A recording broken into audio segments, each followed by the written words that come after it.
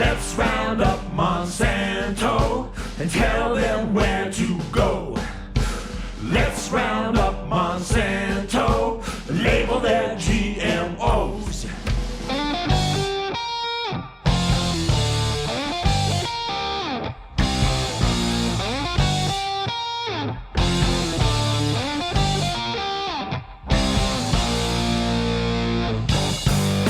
That damn company, they try to hide what they're doing.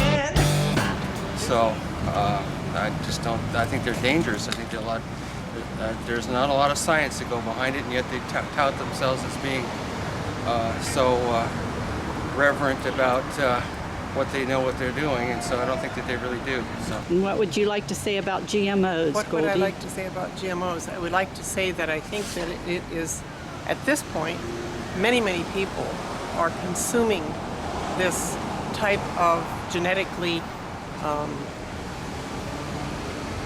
manipulated seed and the things that grow therefrom without realizing that this is not being tested. It is a myth that there is in fact testing required by the government, by the USDA or Food and Drug Administration. Well, we have the right to know whether or not our orange juice is fresh squeezed or if it's made from condensed material. But yet we're forbidden so far to have on our labels of foods exactly how it was grown so that we can make an informed choice. We know that over 90% of people, by survey after survey, actually feel that that is their right, and I agree. People for a vote, and other states have undertaken this. It's passed generally by overwhelming margins when it's been on ballot. So you get people from all across the political spectrum when this is put forward, and so that means it's not a partisan issue. It's a human rights issue. That's where my sign comes in. Human rights, not corporate rights. Because corporations should be, they should have certain privileges and certain protections, but they don't have the same rights as people. And we are paying for that. And so this is a way that Monsanto is spreading its power, not just throughout Colombia, but through Mexico, Central America, South America, Africa, and Asia. They are expanding their markets by hurting family farms. At the moment, Monsanto is trying to introduce GMO seeds in Mexico. GMO corn, the origin of corn. And there are farmers that are taking to the streets. Hunger strikes happened earlier this year to try to keep GMO seeds out of Mexico. In the food you're chewing, rats fed GMO corn get cancer. Food labels need a GMO warning. That's the only answer.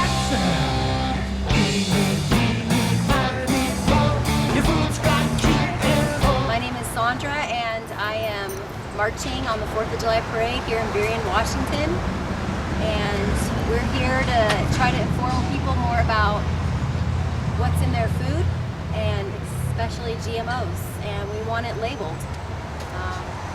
We're just moms and kids who care about our health, and we want healthy, happy kids.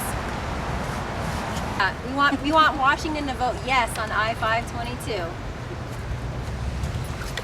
Sandra, would you tell me a little bit more when the organization was formed and how big is it? A lady named Zen Honeycutt formed this Moms Across America marching, and I joined just a couple months ago, right after marching against Monsanto, and it's just kind of rolled from there. It's a nationwide group then? It's a nationwide event? It is. It's across America, across every city and every state. We've been doing just a lot of reading and a lot of researching as we become more aware of GMO and what's happened, and that it's not being labeled. We're not asking permission from anybody to label it, and we just want to be informed, and we want our choices. You can go to momsacrossamerica.com. And there'll be a lot of links on that site that'll take you to other places and give you some more detailed information. Your food's got GMOs. Get it labeled so we'll know the crap is all exposed. Let's round up Monsanto. Tell them where to go. Let's round up Monsanto. Label them GMOs. We have made awareness and education of genetically modified organisms and how they operate in our food supply of utmost importance. We think it is the single greatest threat to our soil, our food supply, and ultimately the health of everyone, not just Americans, but everyone on the planet. Unlike hybridization, genetically modified organisms actually employ a method of inserting artificially genes from one species into another to create desirable characteristics or traits, say a plant, a vegetable that doesn't rot, for instance, or that has automatic genetic markers that will make it resistant to certain pesticides. One of the big problems is this massive experiment is untested. We do not know the long-term effects, and certain biotech companies have taken the technology and used it without really the public's consent or even awareness. We would have settled at one time just for those things to be labeled so that we could know what we wanted to eat or what we chose to eat and what we didn't. We don't even have that choice. They're purposely hiding the information from us, I suspect because they know no one would eat that food if they knew where it came from. So studies coming from Japan and Russia indicate that not only is insect life erratically changed and damaged by genetically modified food, but also the intestinal lining of the human body. There are a number of other associated suspected links, like loss of fertility, and these are serious questions that should be studied before they're unleashed on the population. Another big concern of ours is for crops like corn that are pollinated by wind and carried by birds, that even a pristine organic field can be infected with genetically modified pollen from down the road. So a farmer who has devoted their crops to organic, sustainable agriculture methods are not even able to claim that that is even true, specifically with the pollinated crops, pollinated that way. That they're not very good for you. I know because they've done studies that show that it's affecting animals that eat GMO foods, genetically modified foods. And I think that we should have a choice on deciding what we are eating, because right now we can't tell what we're eating because we don't know what's in our foods. They don't tell us. And so the only thing what you have to do is to eat organic in order to get away from it. So that's what I do myself is use organic foods, but I really would like to know, and I think everyone should be able to know what's in their food. And did you say you want it labeled? Yes, I definitely want it labeled, yes. I think we should have it labeled so we know exactly what foods has it and what doesn't have it. Hi, I'm Cindy Black. We're here at the Fremont Solstice Parade today. Are you excited? I am excited. It's the first time I've ever been in the parade. I've been an observer before. I used to live in Fremont, but first time in the parade. And so I have an ensemble that we're doing. It's called GMO Toxic Trespass. and it's a bunch of us are from volunteers for I-522, the labeling of genetically engineered foods here in Washington, Food and Water Watch, and then various other volunteers that we've reached out to are joining us. We have about 20 people in our ensemble today, and so we're going to be spreading the message about GMOs in today's parade. We took some of the props and costumes that we created for the March Against Monsanto, and we incorporated them, took our wording off of some things, and so basically what we're going to do is we have a Mother Earth float, we have bees, we have butterflies, and then we also have some biohazard sprayers, toxic sprayers of chemicals, and a Roundup bottle, and some mad scientists, and we have a giant genetically engineered corn, and we have some Oregon wheat. So we're going to be displaying that and interacting with the chemicals, and the bees and the butterflies will feel sick, but as it gets closer to the Mother Earth, we'll start to feel better. And we'll have farmers and a beekeeper to help protect the planet Earth and be its protector. So that's kind of how we're going to try to communicate today. Well, the big thing is labeling, obviously. It's the important first step to educate people about genetically engineered foods, because most people have been in the dark about what's in their food, and awareness is the only thing to bring it to light. Labeling is a big part of that. Over 64 other countries, something like that, label now, with Washington, this being on the ballot, it gives us a good time to be one of the first states in the country to go for labeling, because soon it'll be across our country, but we have to sometimes do it state by state, and so that's why we're here today. Well, you know, there's a lot of information coming out about GMOs and related to health problems, everything from digestive issues, cancer, infertility, Parkinson's disease, even though the big companies deny that and say they're safe, but they're responsible for their own testing, and until there's independent long-term testing, these type of products should not be on the market until that happens, because we are finding there's a lot of health problems associated with this that the companies don't want you to know. It feels just like tobacco science. They told us it was good and safe, they had doctors advertising for it. Well, I think the same thing's going to happen with the GMOs. Let's talk about the scientific studies. They say that GMOs are the most heavily regulated food product on the market today. What do you say about that? Oh, that's not true at all. I mean, if it was regulated, we would know about it. Right now, the people that do the regulation are in charge of the FDA and USDA. They're all former corporate cronies from Monsanto and Syngenta and Dow and DuPont and all those other companies. It's a complete revolving door between these companies and our government, and so they're not regulated. I mean, they're the ones writing the regulation. They don't want us to know really what's going on. It's about profit. Profit over everything, including safety, health safety, food safety, environmental safety. Nobody talks about also what this stuff is doing to our environment.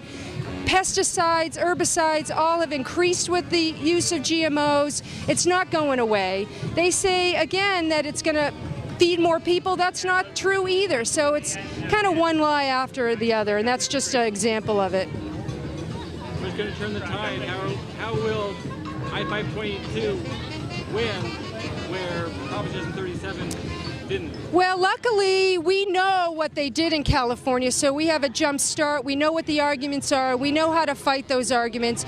We've also, our group and several other groups have been on the ground running with this issue and educating people since January, and the opposition has not even started yet. They've already started getting a lot of money, but it's all coming from the big corporations. The money that's coming in against this issue is coming from the companies, not from individuals. The money that comes from our initiative to pass GMO labeling is coming from individuals and some businesses like PCC and places like that, but mostly it's coming from grassroots folks like us. And we're the ones that are spreading the word. I mean, that's what it's going to take, spreading the word. So in November, November, what do you want people to do? Oh, vote yes on 522, absolutely. This is so important. We have to stop them. We have to educate people. Labeling is an important first step. So vote yes on 522 in November. James, we're at Solstice Parade here. I have no credibility. You shouldn't take me seriously at all. But you should do the research yourself and find out why it's important to label GE food. There are a lot of health concerns, a lot of scientific studies you could look at, a lot that argue against each other. There are a lot of talking heads, but really you should find out for yourself. First thing you should do is read the legislation for I-522. It's really simple, really easy to read. It's really in really plain English. I'm not a lawyer or a geneticist, and I had no problem with it, so check that out and vote yes on I-522 in November. The most never ever regulated food you've ever eaten is all your genetically engineered food.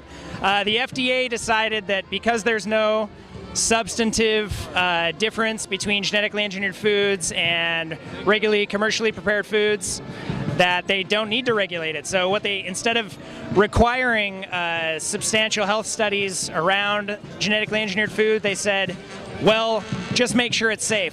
So it's pretty much the responsibility of the bioengineering industry to do its own safety studies. The FDA's own scientists said that the studies that they did do were vastly short. They were only 90-day studies. The minimum study for a successful genetically engineered study, according to bioengineers, is 2 years when you're looking at rats, which is what they did. Those studies that have been done have shown, there was recently just a study done with pigs. They were fed genetically engineered food for the duration of their lifespan, essentially, and those who were fed genetically engineered food versus the control group showed massive cases of inflammation in their digestive system. They showed problems with their filter organs, their kidney and their liver. So there's just another problem with this study issue is in the United States, because Monsanto owns the patent on their genetically engineered seed, it's Syngenta and Cargill to a lesser extent, they actually will not allow you to do studies, health studies on rats or on people, because they own the patents on the seeds. So in order to perform a health study on genetically engineered food, you need to get clearance from the patent owners. So it's a huge issue. So when the FDA's own scientists said these studies weren't long enough, the studies that were done actually, despite the poor interpretation of the data by the Monsanto scientists, showed problems with filter organs and considered that they would, along down the line, once they did more long-term studies, would show probably more significant filter organ damage. They decided, they told the FDA, you need to do some more stringent studies, more independent study, because those studies were done by the corporations that are producing the genetically engineered food. So whether or not you can trust that, I mean, it's up to you to decide, but this is the same company that brought you Agent Orange, said it was safe, same company that brought you DDT, said it was safe. I don't know how you can have a lot of faith in that kind of a for-profit industry. How'd you get so smart? I read. Luckily, we have a great public school system, and I learned how to read and put my knowledge to work and started reading. Vote yes on 522.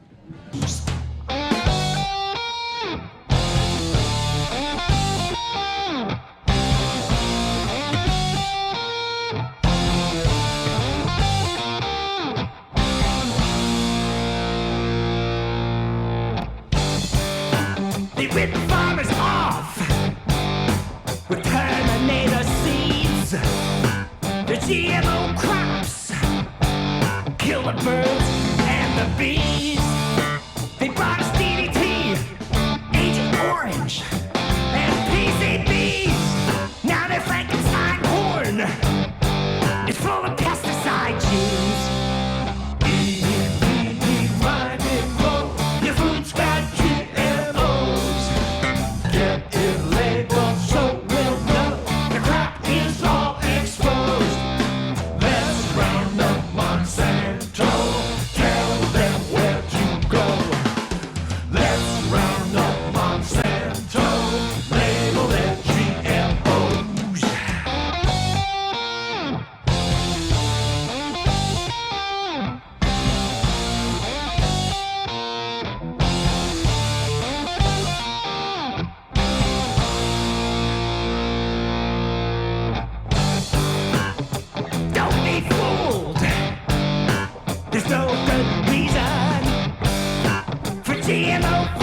to be eaten.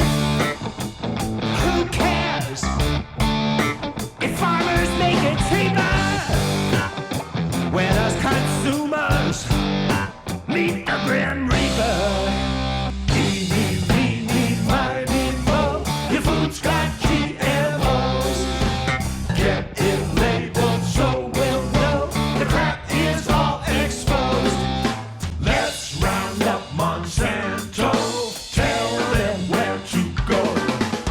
Let's round up Monsanto, label their GMOs. Let's round up Monsanto, tell them where to go. Let's round up Monsanto, label their GMOs.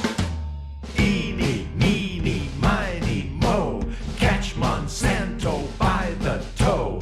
If they holler, let them know we'll defeat their GMOs. Mother Nature put it here originally just as it should be, and we shouldn't be messing with her.